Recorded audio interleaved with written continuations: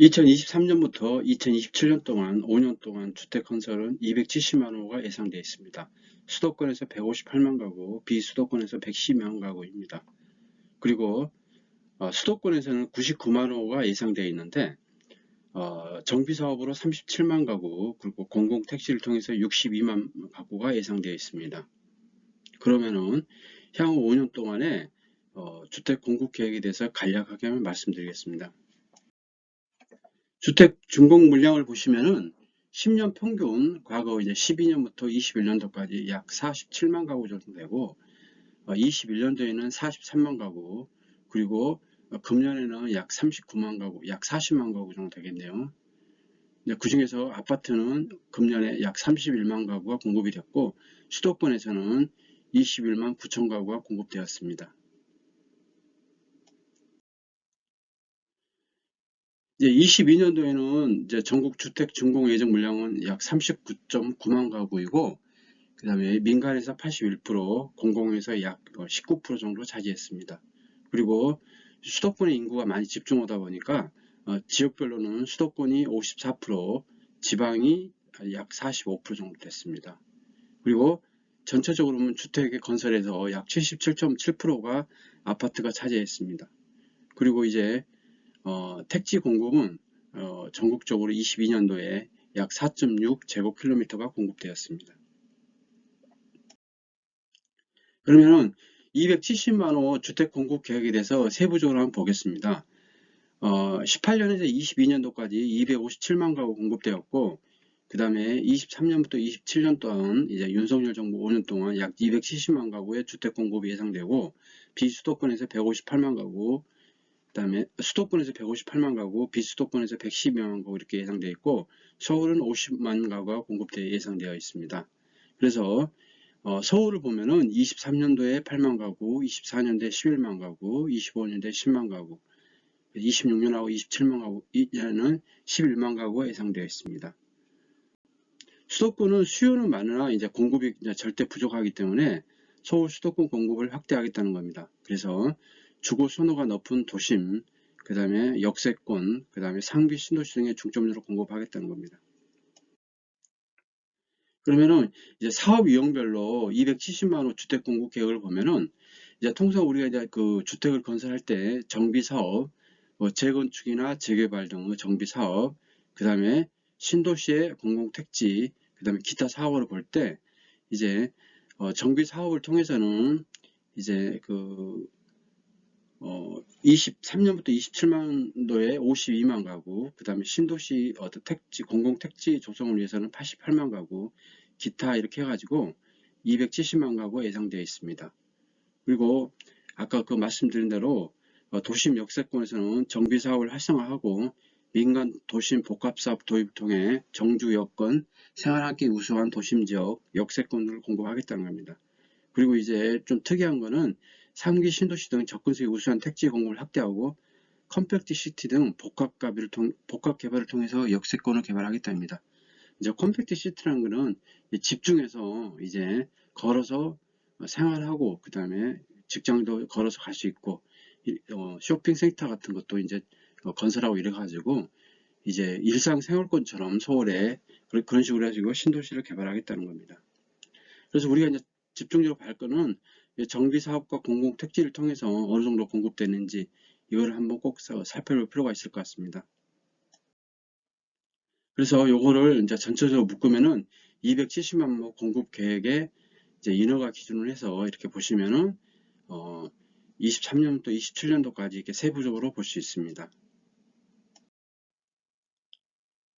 그러면은 이제 대상별 공공 분야 공급 계획을 보겠습니다. 그래서 23년도, 27년도까지는 이제 미혼 청년, 신혼부부, 생애 최초, 그 다음에 일반 무주택 다 해가지고 약 50만 가구 정도 이제 공공 분양을 예상하고 청년층에 약 34만 가구를 지금 공급 예상입니다.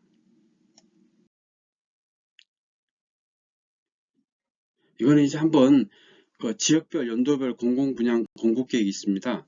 그래서 수도권과 비수도권이 있는데 이걸 한번 참고를 한번 보시기 바랍니다.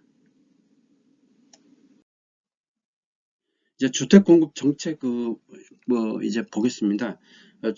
이제 그동안에 이제 공급자 중심의 주택 공급을 이제 전면 혁신해가지고 일반 질적으로 이렇게 많이 높이겠다는 겁니다. 그래서 이제 입지를 보면은 직주라는 건 이제 직장에 가깝죠. 그 다음에 근접성이 높은 도심 개발을 하고 정주 환경이 좋은 신도시 역량에 집중을 하겠다. 그리고 이제 입주 수요 및 주민 의견을 감안한 버튼업 추진하겠다는 거죠.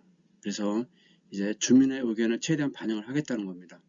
그래서 진정한 이제 주거 안정을 지향을 하겠다는 겁니다. 그래서 23년도, 27년도까지 약 270만 호의 이제 공급을 추진하겠다는 겁니다. 그래서 이제 좀 세밀하게 보면은 도시명은 청년 수를 감안해가지고 이제 소형 택지를 하고 소형 주택을 건설하고 그다음에 3인, 4인 가족도 선호하는 전용 84제곱미터를 공급하겠다는 겁니다. 그리고 이제 벽지, 바닥재 등은 스타일 옵션을 제공하고 생애주기 변화에 따라 변경할 수 있는 가변형 편명을 적용하겠다는 겁니다.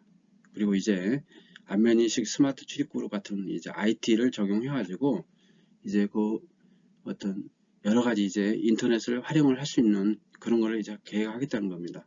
그래서 벽지, 바닥지 옵션과 가변형 편명 활용을 하겠다는 겁니다. 그래서 공공에서 충분한 신규 택지를 조성해서 다액 분산형 컴팩시티를 신속하게 공급하기 위한 기반을 구축하게 됩니다.